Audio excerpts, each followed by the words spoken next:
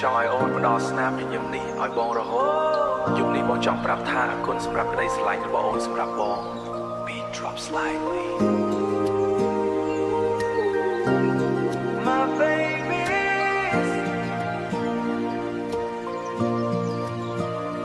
តាំងពីថ្ងៃដំបូងដែលបងឃើញមុខអូនពេលនោះបងនៅក្មេងមិនទាន់នឹងស្អីជាស្នេហ៍សោះតែអូនញញឹមបងឃើញភ័ក្រអូនក៏ចាប់អារម្មណ៍បងតែឥឡូវយើងបានស្គាល់គ្នាយើងបានដៃគ្នាហើយគឺជាគូស្នេហាមិនមែនល្ខោនកុនដ្រាម៉ាដែលអ្នកនិពន្ធបានរៀបរៀងឡើយវាជាការពិតរបស់បងនិងអូន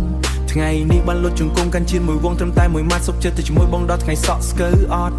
អបអូនឲ្យណានៅលើសាឡុងក្បែរបងអួយភ្លៀងធ្លាក់ស្រាស្រាដោយធម្មជាតិជូនពរម៉ាក់ប៉ាអូនយំសប្បាយបងថើបថ្ងាំងអូនថា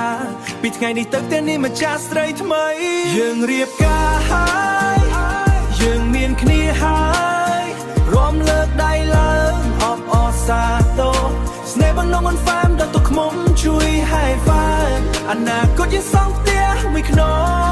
ងមានកូនពីរនាក់ម្នាក់ឈ្មោះចាំដាក់ថ្ងៃក្រោយតែបងសន្យាថារាល់ព្រឹកខ្ញានឹងឃើញមុខអូនជារបស់ដំបូងគេដល់ថ្ងៃរៀបការអូនស្លៀករពណ៌ស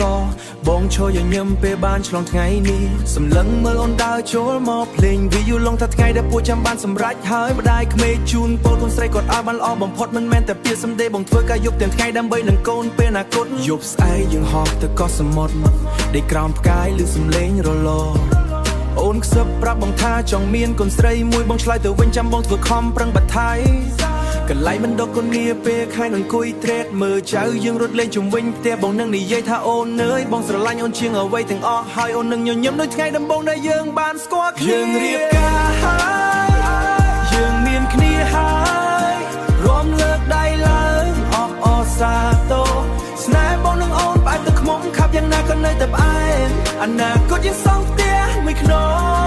ងមានកូនពីរនាក់ម្នាក់ឈ្មោះចាំដាក់ថ្ងៃក្រោយតែបងសន្យាថារាល់ព្រឹកខ្ញានឹងឃើញមុខអូនជារបស់ដំបូងគេអូនដឹងទេស្នេហ៍យើងមិនចាំបាច់ពីក្នុងមិនចង់ព្រោះយើងកំពុងតែសរសេររឿងផ្ទាល់ខ្លួនយើង